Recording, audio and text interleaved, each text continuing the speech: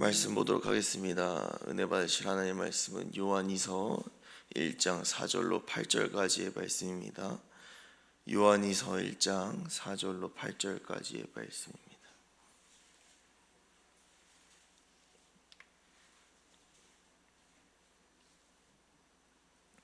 요한이서 1장 4절로 8절까지의 말씀 다 같이 교독하시겠습니다. 제가 4절, 여러분들이 5절, 마지막 8절은 합독하시겠습니다. 너의 자녀들 중에 우리가 아버지께 받은 계명대로 진리를 행하는 자를 내가 보니 심히 기쁘도다. 부녀여, 이제 내가 서로 사랑하자.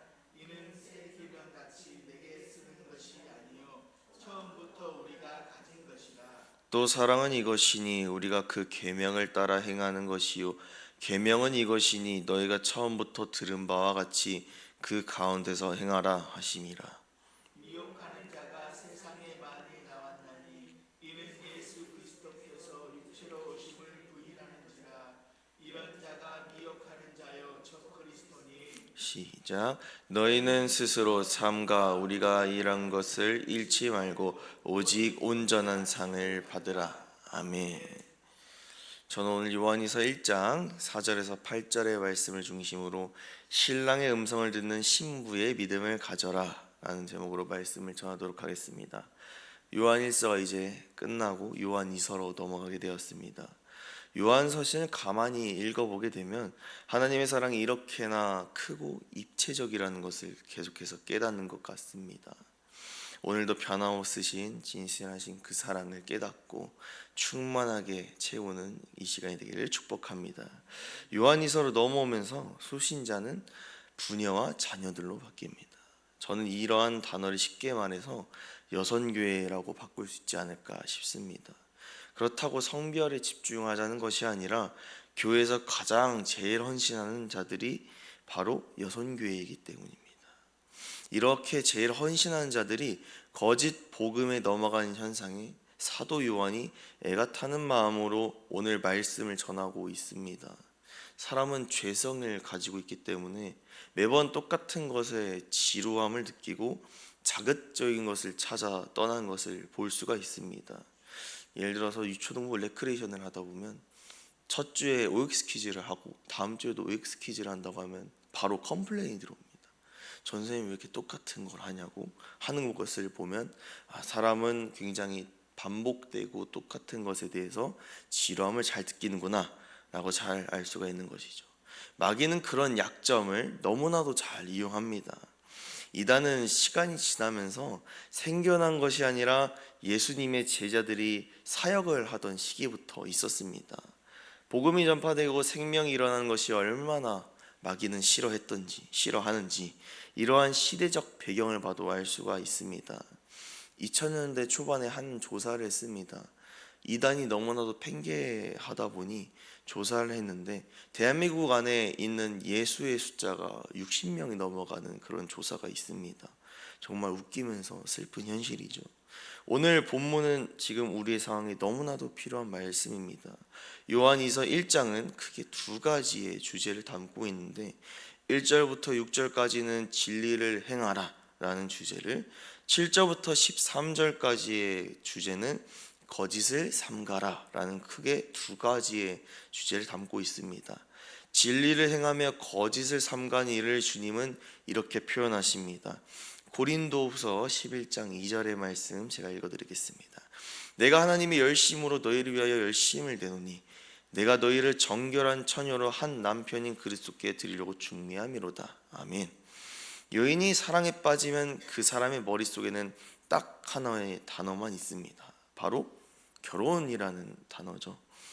사랑한 남자와 영원히 함께하고 싶기 때문에 이미 머릿속에는 동사무소에 혼인신고서를 낸 것이죠. 이 여자에게 어떠한 연예인이나 배우가 붙어도 절대로 넘어가지 않습니다. 사랑 앞에는 외모가 통하지 않는 것입니다. 그래서 마귀는 사랑을 통해 미혹하되 잘못된 사랑을 하도록 성도들을 속이는 것을 볼 수가 있습니다. 오늘 본문에서 요한은 하나님 말씀의 순수성을 강조하고 있습니다. 즉 하나님 말씀에 순종을 하되 순수하고 변질되지 않은 말씀에 순종을 하고 있는가에 대한 초점이 맞춰져 있는 것입니다. 특히 5절 말씀 중에 새 계명같이 내게 쓰는 것이 아니요 처음부터 우리가 가진 것이라 라는 부분을 통해서 말입니다. 대부분의 그리스도인들은 구약과 신약을 바라볼 때에 구약은 이전의 약속으로, 신약은 새로운 약속으로 이해를 많이 합니다. 그러나 오늘 본문을 통해서 알 수 있는 것은 구약은 예전에 썼던 효력이 없는 말씀이 아니라는 것입니다. 신약의 기초는 구약입니다. 즉 구약은 이전에 있었던 예전의 약속이 아닌 하나님께서 구약을 갱신하신, 업데이트하신 그 말씀이 신약이라는 것입니다. 즉 예수께서는 공생애를 시작하시면서 크게 두 가지를 하셨는데요. 첫 번째로 회개의 선포, 두 번째로 죄의 확장을 하셨습니다. 예를 들어서 음욕을 가지기만 해도 간음으로 쳐버리고요. 또 사람을 시기만 하더라도 예수님께서 살인했다고 이렇게 우리에게 알려주셨습니다. 이것을 예수님께서 왜 크게 두 가지를 하셨는가 생각을 해봤을 때 사람의 힘과 의로움을 가지고는 도저히 하나님께 나아갈 수 없다는 것을 예수님께서 말씀하기 위함인 것을 알 수가 있습니다. 그렇게 사람의 의로움과 힘으로는 도저히 하나님께 나아갈 수가 없습니다. 오직 예수 그리스도를 통하여 하나님께 나아갈 수 있다는 것을 예수님께서 첫 번째로 선포하신 것입니다. 제가 이 내용을 설명드린 이유는 구약과 신약이 연결될 수밖에 없는 이유를 말하기 위해서입니다. 모든 이단은 구약과 신약의 하나님을 마치 다른 하나님으로 착각하게 만듭니다. 그렇게 오늘 본문에서 요한은 구약과 신약을 반드시 하나의 말씀으로 봐야 한다고 강조한 것입니다. 오늘 말씀을 통해서 우리가 기억해야 되는 것은 무엇입니까? 나의 신앙의 열정과 강도가 중요한 것이 아니라 올바른 신앙과 믿음을 가지고 있는가에 대한 그런 질문에 대해서 점검해야 하는 것이죠. 담임 목사님께서 다른 교회와 달리 많이 사용하시는 단어와 표현이 있습니다. 그것이 무엇이냐면 건강한 교회입니다. 오늘 설교의 제목 신랑 되신 예수 그리스도의 음성을 들을 수 있는 신부의 믿음은 건강한 신앙에서 나옵니다. 올바르게 확실하게 사랑해야 거짓을 분별하고 나의 유일한 신부 되신 예수 그리스도만 바라보며 살아갈 수가 있는 것입니다.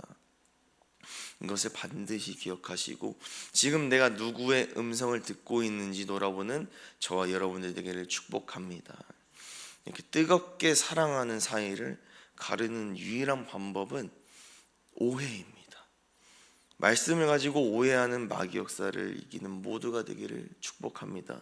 다음으로 8절에서 우리가 믿음을 지켜야 하는 이유를 요한이 설명해 주고 있습니다. 온전한 상을 향하여 믿음의 면류관을 받기까지 우리는 악한 마귀 역사와 싸워서 이겨야 합니다.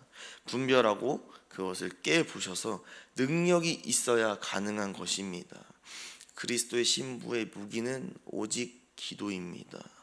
만일 부부에게 소통이 없다면 어떻게 될까요? 모든 결말은 결별로 끝나게 될 것입니다. 바로 소통이 없으면 오해가 생기기도 하고 다툼이 커지기도 합니다. 그만큼 소통이 중요한 것인데 우리 신랑 되신 예수 그리스도가 소통하는 것이 무엇입니까? 바로 기도입니다. 그래서 우리가 매일 십자가 앞에 나와서 모든 것을 아뢰고 간구하는 이유가 바로 여기에 있습니다. 마귀는 디아블로스, 하나님과의 관계를 나누고 파괴시키는 자입니다. 그러나 기도하는 자의 관계는 끊지 못합니다. 오해하게도 만들지 못합니다. 그래서 마귀가 애용하는 방법이 서두에 말씀드린 지루함입니다. 기도를 지루하고 따분하게 만드는 것입니다. 기도가 습관화된 사람들에게 마귀가 얼마나 기도를 지루하게 만드는지 모릅니다. 사실 저에게도 싸우는 싸움이 한 가지가 있다면 중고등학교 시절에는 하루에 1시간 기도해야 속이 후련했는데 지금은 30분을 기도하는데 얼마나 지치고 힘든지 모르겠습니다. 기도에 한번 패배하면 이렇게 회복하는 데 힘이 듭니다. 우리는 기도에 근력이 생길 때까지 힘차게 기도로 끈질기게 싸워서 이겨야 될 줄로 믿습니다. 모든 자동차와 비행기에는 연료가 필요합니다. 이 연료가 가장 많이 소모될 때는 언제냐면 출발 때 많이 사용합니다. 속도를 낼 때 많이 사용됩니다. 반대로 고속으로 운행될 때 연료가 가장 적게 사용된다고 합니다. 그렇기 때문에 우리가 기도의 힘과 속도가 붙을 때까지 전력을 내야 하는 것입니다. 사랑하는 성도님들이여, 기도가 습관화가 됐다면 이제는 기도로 승리하는 생활이 일상이 되도록 더욱 강력하게 기도하시기 바랍니다. 저의 부모님은 공부했니? 공부해라. 영어 단어 외웠니? 이런 말씀보다는 맨날 하루에 한 번씩은 물어보신 그 말씀이 무엇이냐면 아들아 기도했니? 이 말씀이셨습니다. 그렇습니다. 요한이 경계하는 변질된 복음과 미혹으로부터 우리를 지키는 유일한 길은 오직 처음부터 들은 계명을 지키는 그것이었습니다. 요한계시록 14장 4절의 말씀을 보면 신부의 조건을 사도 요한이 말해주고 있습니다. 그게 두 가지입니다. 어린 양이 어디로 인도하든지 따라가는 자, 두 번째로 처음 익은 열매로 하나님께 속한 자, 이 두 가지입니다. 이러한 삶은 당연히 기도를 필요케 합니다. 주님의 도우심 없이는 하루도 이길 수 없는 우리이기 때문입니다. 그렇기 때문에 우리는 기도에 목숨을 걸어야 될 줄로 믿습니다. 그때 하나님께서 일하시고 말씀해 주십니다. 이러한 믿음의 승리가 쌓이고 경험과 간증이 넘쳐날 때에 오늘 제목처럼 신부이신 예수님의 음성을 듣고 분별할 수 있다는 것입니다. 한 목자가 어린 양을 부릴 때 그런 유명한 영상이 있습니다. 목장 체험을 갔을 때 어떤 한 사람씩 불러서 목자의 음성을 따라하는 그런 행사가 있었습니다. 어떠한 사람들이 목자를 따라해도 양들은 쳐다도 보지 않는데 정말 목자가 양을 부르자 양이 그 목자를 동시에 다 쳐다보고 우르르 보는 영상이 하나 있는데요. 오늘 그 내용을 한번 떠올려 봤으면 좋겠습니다. 오늘 신부의 음성을 듣고 분별하는 자, 그 자가 우리가 되기를 축복합니다. 마귀는 이러한 삶을 살지 못하도록 기도를 지겹게 만드는데 사역자들은 항상 기도가 좋을까요? 사람이 이게 힘들 때가 너무나도 많습니다. 저는 그럴 때마다 무엇을 떠올리냐? 운동을 떠올립니다. 태어나서 헬스장을 처음 갔을 때는 군대를 전역하고 나서였습니다. 7월에 전역을 하고 나니까 학교도 방학 중이어가지고 본가 앞에 있는 헬스장을 끊게 되었습니다. 처음에 가서 조용히 기구를 잡고 운동했던 때가 아직도 생생합니다. 운동을 한 다음 날에 온몸의 근육통에 베어서 아기처럼 아장아장 걸어다녔던 기억이 납니다. 운동을 한 번 했다고 아주 몸이 아프다고 소리를 치는 것이죠. 놀랍게도 이런 경험이 한 5번 정도 되니까 근육통이 생기지 않습니다. 이제는 오히려 운동을 했는데도 근육통이 오지 않아서 찜찜한 정도에 이르렀습니다. 기도와 운동은 상당한 유사점을 가지고 있습니다. 처음에는 육신의 피로함으로 인해서 피곤하고 더 자고 싶은 욕구가 몰려듭니다. 그런데 기도의 자리를 어떻게든 지키며 나아가다 보면 어느새 기도의 능력이 우리의 삶에서 나타나기 시작하는 것입니다. 기도의 근력을 얻을 때까지 포기하지 않는 저와 여러분이 되시길 축복합니다. 그런 자가 오늘 말씀처럼 순종할 수 있는 것입니다. 모든 그리스도인들은 예수 그리스도의 신부입니다. 기도로 예수를 일하시게 합시다. 우리에게 주신 예수 그리스도의 이름을 기도로 사용하는 저와 여러분들을 축복합니다. 그리하여 주께서 주시는 은혜를 온전히 누리는 우리가 되기를 원합니다. 신부가 결혼식을 기대하고 기다리듯이 우리의 신앙도 그래야 합니다. 또한 신부는 결혼식의 그 딱 하루만을 위해서 철저하게 관리합니다. 체중 관리도 하고 피부도 신경 쓰고 드레스까지 섬세하게 고릅니다. 직장의 회식과 그리고 미디어의 맛있는 먹방이 그들을 유혹한다 할지라도 하루의 결혼식을 위해서 참아냅니다. 이처럼 우리도 예수 그리스도를 만나는 그날을 위하여 나의 영원의 때를 위해서 기도로 신령하게 살아야 될 줄로 믿습니다. 이것이 오늘 본문이 우리에게 요구하는 믿음의 행동입니다. 말씀을 정리하겠습니다. 양이 목자의 음성을 분별하여 듣듯이 신부도 자신의 신랑의 목소리에만 귀 기울입니다. 예수 그리스도의 신부로서 주께서 우리에게 주시는 말씀만 붙잡고 흔들리지 않는 저와 여러분들에게 축복합니다. 이를 통하여 지금까지 믿음의 길을 걸어오신 만큼 앞으로의 믿음의 여정에서 주님 손 붙잡고 승리하는, 기도로 승리하는 저와 여러분들의 삶이 되기를 축복합니다. 기도하시겠습니다. 하나님,